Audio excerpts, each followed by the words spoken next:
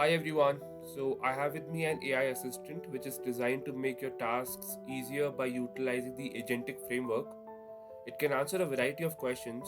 In this video we learn how to create such an AI assistant. We'll cover in detail how it's built. You can skip ahead if you want to jump directly into the code.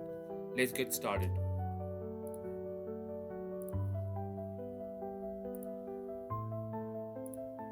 So what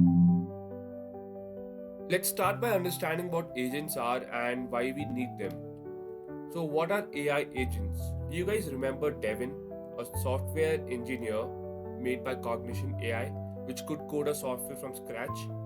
So, it does it by breaking the main task into subtasks and solving each task individually. That's exactly what an AI agent is. Think of how a human brain perceives a task and then breaks it down into subtasks. That's how an agent is designed to work. How do we build AI agents now? So, creating AI agents, we can use a framework like LangChain, which has LangChain Expression Language (LCEL), which has built in modules for creating tools.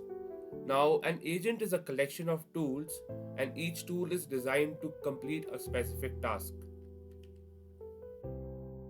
But there are some limitations to using a LangChain expression language, which helps us create acyclic agents in which the tools or the agents they run sequentially and not in a cyclic way. Which brings us to another advanced thing from LangChain known as LangGraph.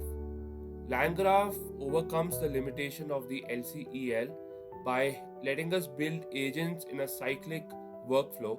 I will just walk you through how LangGraph actually works. So we have a starting node. The place where the query from the user is sent could be an LLM or a function which can then execute the query and give us an output. And based upon that output, we place a conditional edge. Depending upon the output, we take an action whether to go to the next function or we need to end the loop over there. It is decided by the conditional edge, and if the conditional edge says that we need to take an action, we go to the next node, and that node again goes to the starting function or the LLM, and then this loop continues until the problem is solved, and then we go to the end node to close out the loop. So that's how LangGraph actually works. Now let's put this into code and understand it in a practical way. We are into the code. Now we have imported all the libraries which is needed to run the AI assistant. Also, one more thing, I have this whole code on GitHub, and the link to the repo is in the description, so you can clone the repo and you can run it on your own local system.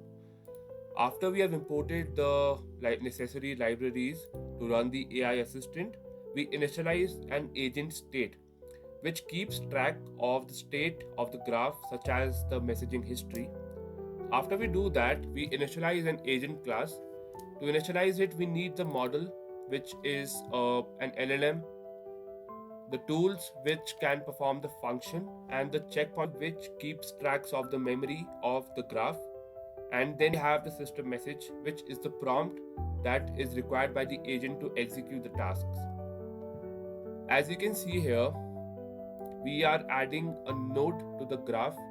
We have a first starting node, which is the call OpenAI function. So the user query goes to this call OpenAI function, and then we get a response from OpenAI. Based upon the response from OpenAI, we take an action, which is our second node.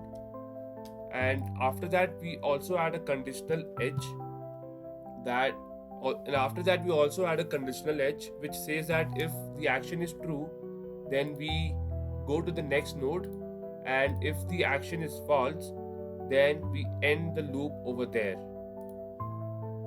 And to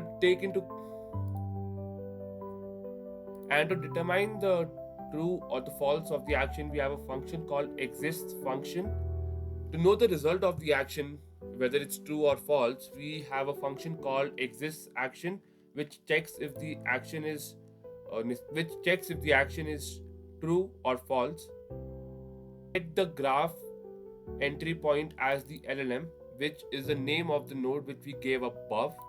We add the check pointer or the memory of the graph to the graph to compile it, and then we add the tools along with the model.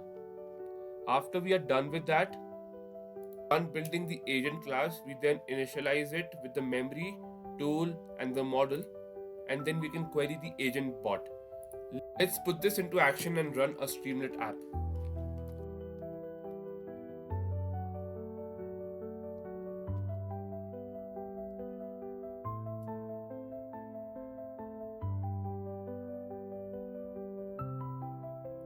Let's ask a query about Bitcoin and see what we get.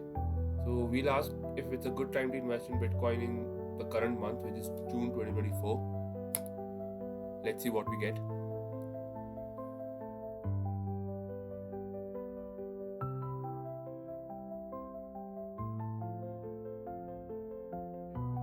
That there's a positive outlook for Bitcoin investment as of the current month, and it is fetching all of these details in real time from the internet, and that's how we get to know if it's a good idea to invest in Bitcoin or not.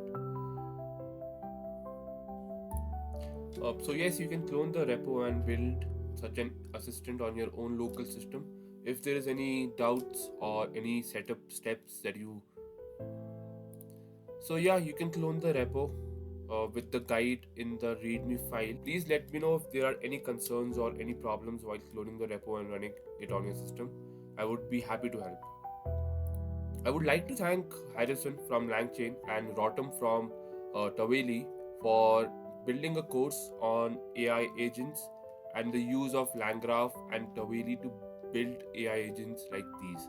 I highly recommend that you go through the course they have created in collaboration with Deep Learning AI. The link to that course is also in the description below. Please give a look. Thank you so much for watching this video. In the next video, we'll talk about how we can build a phone call answering bot using AI. Thank you.